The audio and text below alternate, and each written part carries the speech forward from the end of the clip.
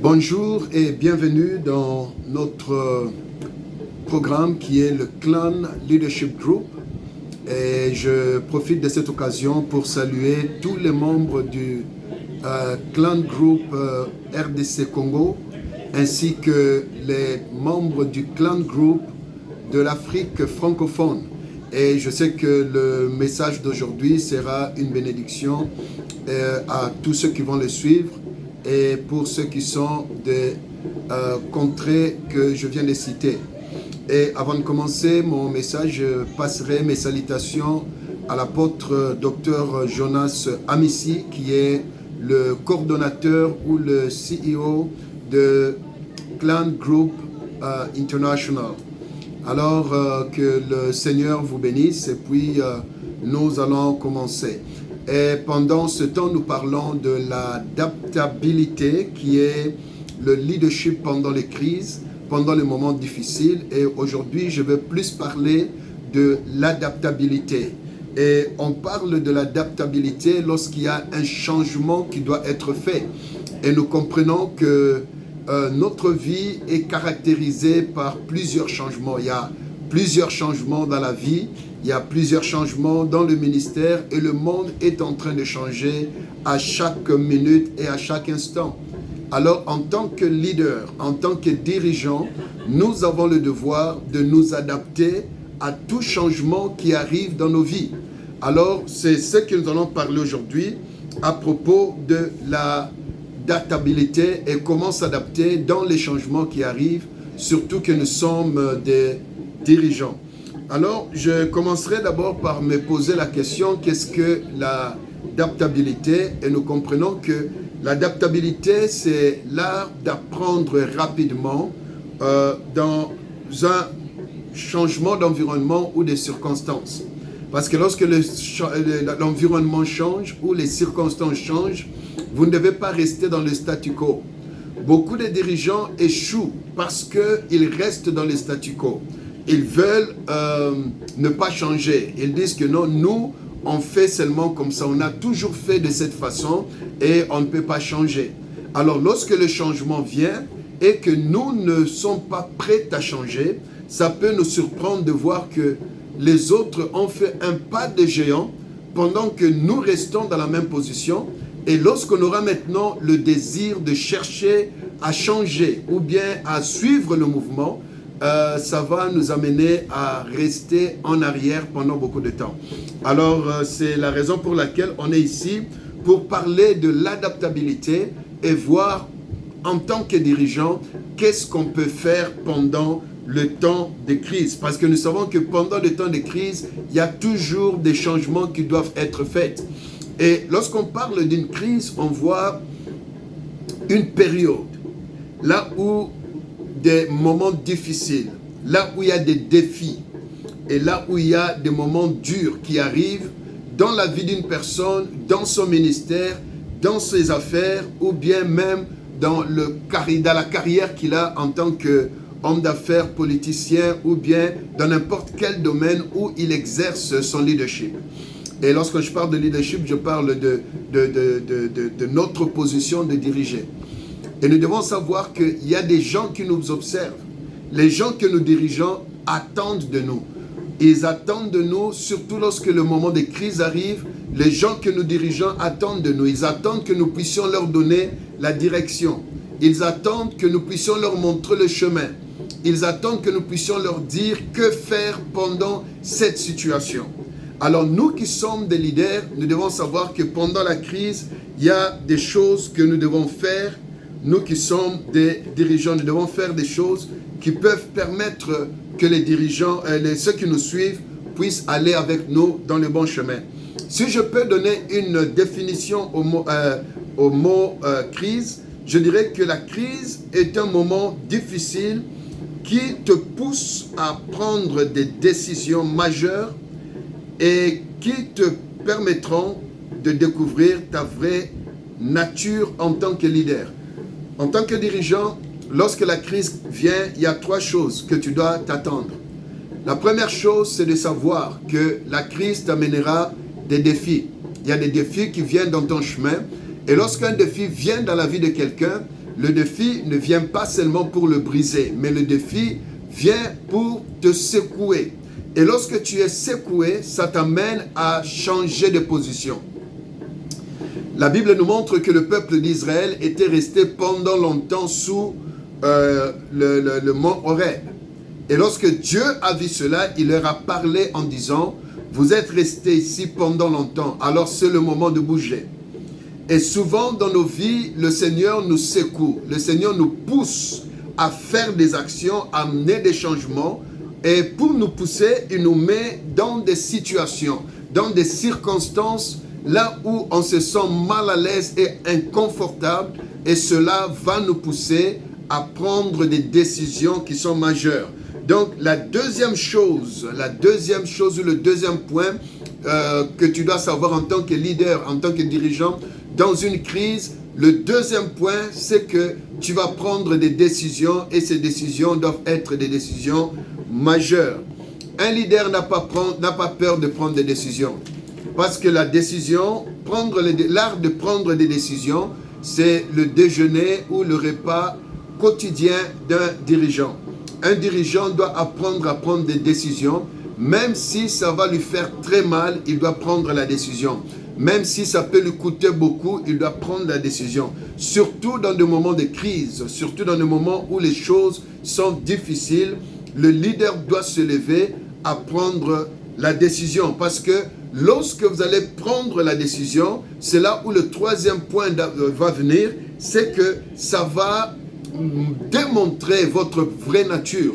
Les gens qui vous suivent vont vont découvrir votre vrai leadership, votre vrai leadership pendant ce temps de défi. En tant que dirigeant, il ne faut pas avoir peur de prendre des décisions parce que c'est vraiment très important. Le changement est inévitable. Le changement est inévitable, ça viendra, que ça soit à n'importe quel moment. Un vrai leader, on ne le découvre pas lorsque toutes choses vont bien. Parce que lorsque les choses marchent très bien, on nous dirige doucement. Mais lorsque la crise vient, il y a beaucoup de gens qui ont abandonné leur position de dirigeant à cause d'une crise, à cause d'une situation. Vous devez savoir qu'il y a beaucoup d'éléments qui déclenchent la crise. Il y a des crises qui sont causées à cause des gens qui nous entourent. Vous êtes le leader, vous êtes le dirigeant. Les gens qui ont toujours été fidèles avec vous peuvent créer une crise qui peut même secouer la marche ou bien l'organisation de votre leadership. Mais en tant que leader, vous devez démontrer la force de votre leadership pendant le temps de défi, pendant le temps où vous traversez des moments difficiles. Et vous devez aussi savoir qu'une autre source de crises peut être des crises qui sont causées par des situations. Actuellement, nous traversons la crise de Covid. Ce n'est pas une personne qui a déclenché cela, mais ce sont des situations, des circonstances qui ont permis que nous soyons dans la crise que nous sommes actuellement. Alors que ce soit une crise causée par des hommes, une crise causée par des situations, un leader doit être prêt. La première chose, de comprendre qu'il est en train de traverser des moments difficiles, un moment de crise. La deuxième chose, il doit être prêt à prendre des décisions et des décisions qui sont majeures. Et la troisième chose, il doit savoir que la crise n'est pas venue pour le détruire, mais la crise est venue pour démontrer ou bien le faire découvrir sa vraie nature en tant que dirigeant. Alors, lorsque nous arrivons dans des moments de crise, même dans la Bible, il y a eu beaucoup de situations là où Paul nous montrait que nous qui sommes dirigeants, on doit être prêts à s'adapter dans beaucoup de situations. C'est comme, il y a des voitures qu'on appelle tout-terrain. Ces voitures ou bien ces SUV, lorsque vous êtes dans le terrain là où la route est plane, la route est bonne, vous allez voir que ça va très bien rouler. Il n'y aura pas de problème. Mais arrivé maintenant dans les marécages ou bien dans une route qui devient compliquée avec beaucoup de déchirures sur la route, une voiture normale aura des difficultés pour traverser la boue ou bien traverser les routes montagneuses. Mais une voiture qui est Jeep n'aura pas de problème parce qu'elle est créée avec des capacités de s'adapter dans tout le terrain. C'est pour cela qu'on les appelle tout-terrain. Alors un dirigeant doit aussi être un tout-terrain. Lorsque les choses vont bien, il doit marcher dans ce vent-là. Et lorsque les choses sont difficiles, il doit être prêt à entrer dans ce vent et aller vers l'avant.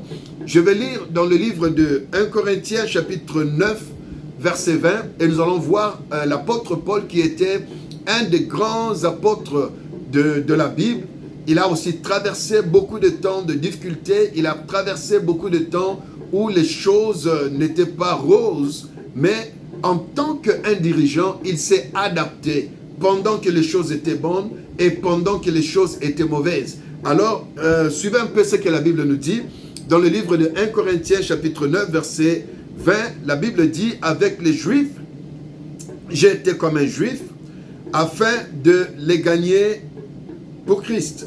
Avec ceux qui sont sous la loi, bien que n'étant pas moi-même sous la loi, afin de gagner ceux qui sont sous la loi. » Donc, il était pendant l'évangélisation, il n'a pas seulement travaillé pour gagner ceux qui sont des chrétiens, ceux qui sont de sa nature, mais il a cherché à travailler avec les gens de différentes natures. Et il s'est adapté. Lorsqu'il était avec les Juifs, il s'est adapté avec leur culture afin que l'évangile soit prêché. Et lorsqu'il était avec ceux qui n'ont pas Christ, il s'est adapté à leur culture afin qu'ils soient gagnés dans le Seigneur. Et tout ça, ça nous montre que lorsqu'il y a un changement, nous qui sommes des chrétiens, nous qui sommes les dirigeants, nous devons être flexibles. Nous devons avoir la flexibilité pour changer. On ne doit pas rester dans le statu quo. On ne doit pas rester dans les choses anciennes, mais on doit s'adapter parce que les choses anciennes, à un certain moment, n'auront plus de place dans les temps qui viennent. Les méthodes qu'on a utilisées et qu'on a réussi avec il y a 30 ans passés ne peuvent pas être efficaces dans la génération qu'on a aujourd'hui. Si je donne l'exemple, vous allez voir l'évangélisation des temps anciens. On partait, surtout dans des pays comme au Congo, en Afrique, on partait, on frappait des portes, on entrait et puis on donnait l'évangile. Mais aujourd'hui, ce n'est plus vraiment le cas. Cette méthode peut peut-être exister, mais l'efficacité de cette méthode n'a pas vraiment beaucoup d'impact dans la génération où nous sommes aujourd'hui. Alors nous qui sommes des leaders, on doit comprendre et essayer de voir, d'étudier quelles sont les méthodes qu'on doit utiliser pendant ce temps et surtout dans ce temps de crise. Le deuxième verset que je vais lire, c'est dans le livre de Philippiens chapitre 4, versets 11 à 12. La Bible dit, « Ce n'est pas en vue de mes besoins que j'ai dit cela, car j'ai appris à être content de l'état où je me trouve. Je sais vivre dans l'humiliation et je sais vivre dans l'abondance.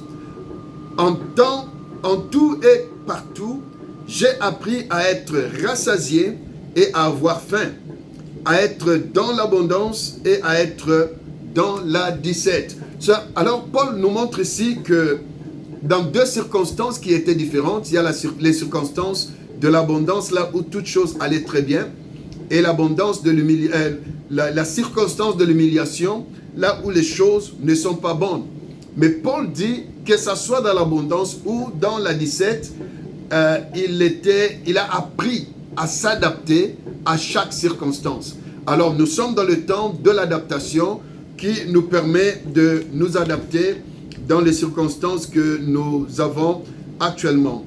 Alors nous qui sommes les leaders, les dirigeants de l'Église, on doit s'adapter à la circonstance actuelle, à la crise actuelle. Surtout, nous sommes dans la période là où tout le monde est frappé par la Covid. C'est une circonstance dont le leader et les dirigeants de l'Église doivent savoir comment s'adapter dans ces circonstances. Le premier point que je pourrais dire, que l'Église doit s'adapter à la technologie. Nous avons des technologies qui sont développées actuellement dont il y a 20 ans, on n'en avait pas. Mais aujourd'hui, c'est à la vogue, elle est là, elle est présente. Et tout le monde doit faire l'effort pour entrer dans la technologie. La Bible, dans le temps, il y a 20 ans, on n'avait pas de Bible électronique. Mais aujourd'hui, on a des Bibles électroniques. Je suivais un prédicateur qui prêchait. Avant de commencer le message, il a dit, ceux qui ont des Bibles, levez vos Bibles. Alors, il y a des jeunes qui ont aussi élevé leur téléphone. Et il a dit, non, je n'ai pas dit le téléphone, j'ai dit des Bibles en papier. Donc, nous devons comprendre que le prédicateur, il avait de bonnes intentions, mais il ne s'était pas adapté, à la réalité dont nous sommes aujourd'hui. Dans la réalité que nous sommes aujourd'hui, vous allez voir les jeunes à l'église, ils sont là avec leur cellulaire en train de taper pendant que vous prêchez. Ça m'est arrivé dans mon église, je prêchais et puis je voyais que les jeunes étaient là en bas en train de taper dans leur téléphone. Et après cela, j'ai appelé le leader des jeunes, j'ai dit mais je suis un peu mal à l'aise, je vois que les jeunes pendant mon message, lorsque je prêche, ils sont vraiment distraits, ils sont dans les social media et puis tout cela. Donc, il m'a dit non, papa, ce n'est pas ça. Lorsque tu le vois frapper, ils sont en train de taper le message. Et un jour, j'ai participé dans leur débat. J'ai vu qu'ils étaient en train de débattre le message que je prêchais. Et tous les points que j'avais soulevés, ils en avaient. Donc, ils en avaient parce que c'était les notes qu'ils avaient prises pendant le message. Alors, nous qui sommes des dirigeants, nous devons savoir que le temps, l'ère que nous sommes actuel est un temps où la technologie est en train de prendre le devant. Alors nous devons vraiment nous adapter. Dans le passé, on était habitué à venir avec des papiers pendant la prédication, mais maintenant, on peut s'adapter avec la technologie. Il y a des iPads qui sont vraiment moins chers à un bon prix, ou bien vous pouvez prendre même un iPad qui est d'occasion. Cela vous permettra de taper vos messages. Vous tapez vos messages et puis lorsque vous êtes devant, ça vous permet de suivre la logique de votre message calmement. Au début, j'avais aussi des difficultés. J'avais des difficultés pour utiliser le iPad et puis prêcher avec. Mais au fur et à mesure, je me suis adapté à cela et ça fait maintenant partie de mon style de prédication. Je dois avoir mon iPad ou bien un autre instrument électronique qui va me permettre de suivre le message. Et l'avantage est que lorsque vous travaillez avec votre iPad, avec votre laptop ou bien votre appareil électronique, ça vous permet de sauvegarder le message. Et plus tard, parce que souvent lorsqu'on a un message, les idées peuvent encore venir. Vous pouvez encore avoir des idées que vous voulez ajouter au message. Si vous avez écrit sur le papier, ça sera difficile de mettre des ratures. Mais avec votre iPad, vous pouvez toucher par-ci, par-là pour ajuster le message là où vous voulez ajuster. Le message que vous avez prêché il y a un mois, si vous voulez le reprendre après 3 mois, vous n'allez pas le reprendre de la même façon dont vous avez prêché il y a un mois. Il y a toujours des retouches à faire. Mais avec le iPad, ou bien avec votre laptop, c'est vraiment très facile de faire des retouches et puis d'ajuster là où vous devez ajuster. Donc, ça, c'est vraiment très important. Donc, j'ai parlé de Bible électronique. Ça aussi, c'est très, très important. Avec la Bible électronique, il y a un bouton où vous pouvez appuyer et puis écoutez maintenant, ça lit la Bible pour vous. Parce que il y a des moments où on doit méditer et reméditer la parole de Dieu. Moi, souvent, je prie le bouton, j'écoute tout le chapitre, je le réécoute encore, je le réécoute encore. Et puis, lorsque je vais maintenant parcourir en lisant, donc j'ai la facilité parce que ce que j'ai entendu est déjà dans ma tête. Donc, c'est très important de s'adapter. Il y a l'adaptabilité, c'est que lorsqu'il y a un changement qui vient, lorsqu'un changement entre dans le système, nous qui sommes des dirigeants, on doit entrer dans le vent et puis étudier, avoir la connaissance de cela, afin que lorsqu'on va parler et puis parler à ceux qui nous suivent, ça sera vraiment très facile pour nous de passer le message et de communiquer quelque chose qui est effectif et qui est aussi consistant. Il y a le social media, les médias sociaux. Je pense que en bon français, ça c'était les sociaux, mais ok. En anglais, c'est les social media, et en français, ça doit être les sociaux médias, les médias sociaux, Donc, je pense que vous me comprenez, donc suivez cela. Donc, les médias sociaux, c'est les Facebook, les WhatsApp et puis les YouTube.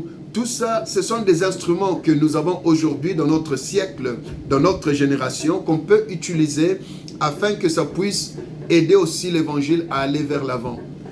J'ai entendu des prédicateurs qui ont prêché que Facebook, c'est Satan. Le YouTube, ils ont donné tout ce qu'ils pouvaient dire. Mais plus tard, ils se sont encore reconvertis pour commencer à utiliser ces mêmes choses. Le problème est que lorsque vous êtes un leader et qu'un changement arrive, ne sautez pas rapidement pour critiquer ou donner des avis négatifs. Parce que ça va vous rattraper plus tard. Je connais un de mes aînés dans la foi. Un jour, c'était vers les années 96. Il était en train de prêcher les cartes de crédit. Parce que vers 96, le carte de crédit, ça venait juste de prendre en vigueur. Ce n'était pas vraiment très fréquent, mais maintenant tout le monde commençait à utiliser la carte de crédit. Alors dans sa prédication, il disait que non, n'utilisez pas les cartes de crédit, c'est la marque 666 et il prend le numéro de la carte de crédit, il fait des calculs par-ci, par-là, ça termine par tomber 666 et puis il condamnait la carte de crédit. Or, c'était un changement, il y a des shifts, on n'utilisait plus des chèques régulièrement, maintenant c'est le temps où on utilise les cartes de crédit ou bien les débits. Alors, lui il prêche que non, utiliser la carte de crédit, c'est satanique, c'est 666. Mais plus tard, il s'est retrouvé qu'il devait aussi utiliser les cartes de crédit. Donc, lorsque nous sommes des leaders, la première des choses, lorsqu'il y a un changement qui arrive, pour bien faire la transition, il faut apprendre. Il faut passer du temps pour apprendre, comprendre la crise que nous sommes en train de passer, comprendre le changement que nous sommes en train de passer, et puis apprendre, chercher l'information dans des sources qui sont fiables.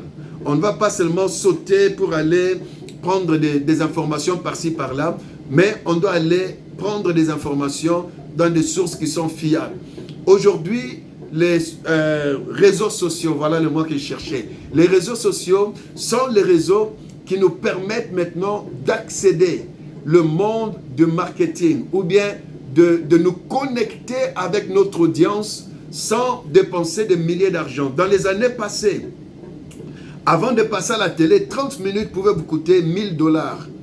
Et vous allez trouver qu'il y a des prédicateurs il devait être dans cette télévision, il va être dans l'autre télévision, il va être dans peut-être 4 à 5 chaînes.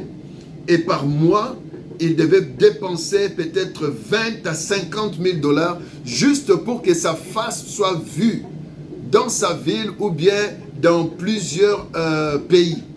Mais aujourd'hui, tu n'as pas besoin de dépenser 50 000 $ par mois pour que ton message puisse passer. C'est parce que les réseaux sociaux sont là. Les réseaux sociaux sont là pour ouvrir et nous permettre de faire la promotion de l'œuvre que nous faisons. C'est comme aujourd'hui, je suis au Canada, je donne ce message, mais mes bien-aimés qui sont au Congo RDC, qui sont au Gabon, qui sont au Cameroun, en Côte d'Ivoire, vont suivre ce message et ils seront bénis. Mais cela ne va pas nous coûter 50 000 $ ou bien 1000 $ dans 30 minutes, mais c'est grâce aux réseaux sociaux.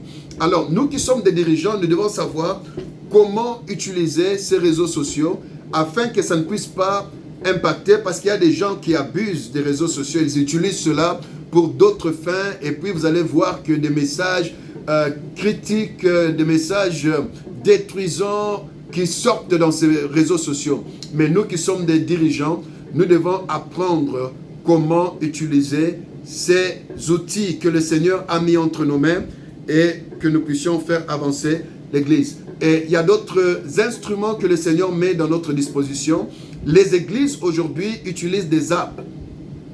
Les apps sont des applications que vous pouvez mettre dans votre cell phone et puis vous passez votre message. Alors, il y a des réseaux, il y a des applications que des compagnies par-ci par-là sont en train de créer. Mais les églises aujourd'hui ont compris qu'ils doivent s'adapter et aussi commencer à avoir leurs propres applications. Donc, si vous avez votre app comme église, c'est aussi quelque chose de bon. Ça permettra que vous soyez en contact avec tous les membres de votre église facilement et qu'avec un seul clic, ils peuvent vous suivre live, ils peuvent suivre les annonces de l'église, ils peuvent être connectés avec vous à n'importe quel moment. Et aujourd'hui, nous avons aussi le phénomène de culte en ligne. Ici au Canada, on a passé presque 2 ans en ligne. Personne ne partait physiquement à l'église et cela a permis qu'on puisse apprendre. On a appris qu'il y a une application qui s'appelait Zoom. On a appris une application qui s'appelait... il y en a beaucoup.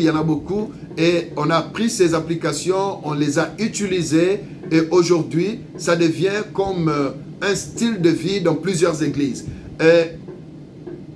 Les réunions, on faisait beaucoup de réunions physiquement, mais aujourd'hui, la plupart de nos réunions se passent en ligne, on est connecté en ligne et cela facilite beaucoup de choses. Donc, en tant que leader, nous devons apprendre à nous adapter. On doit s'adapter. On ne doit pas rester dans les choses du passé. On ne doit pas rester dans le statu quo, mais on doit apprendre. On doit amener les changements. Paul a dit, avec les Juifs, je me suis fait juif pour les gagner à Christ. Et il a dit que j'ai appris à vivre dans l'abondance et à vivre dans la misère. Donc, s'adapter dans n'importe quelle circonstance est vraiment très, très important. Nous allons amener l'Église dans une autre dimension parce que le changement est très rapide. Le monde est en train de changer. Les choses sont en train de changer. Ce qu'on appliquait, on a fait hier, devient inefficace dans le temps où nous sommes aujourd'hui. Alors que nous qui sommes des dirigeants, on doit être les premières personnes à s'adapter, à apprendre le plus rapide que possible afin que nous puissions communiquer à ceux qui nous suivent tout ce que nous avons appris. Je bénis le Seigneur pour le petit enseignement que je donne aujourd'hui. Et je sais qu'il y a d'autres vidéos qui vont suivre, là où nous allons aussi parler d'autres aspects du leadership. Mais aujourd'hui, j'ai voulu au moins parler de l'adaptabilité, parce que c'est ça le thème qu'on m'avait donné pour ces peu de minutes que j'avais. Alors que le Seigneur vous bénisse et mes salutations à tous les leaders de l'RDC Congo qui sont avec nous dans Clan International Group, et aussi aux leaders de l'Afrique francophone de Clan International Group qui vont aussi suivre ce message. Que le Seigneur vous bénisse et à la prochaine.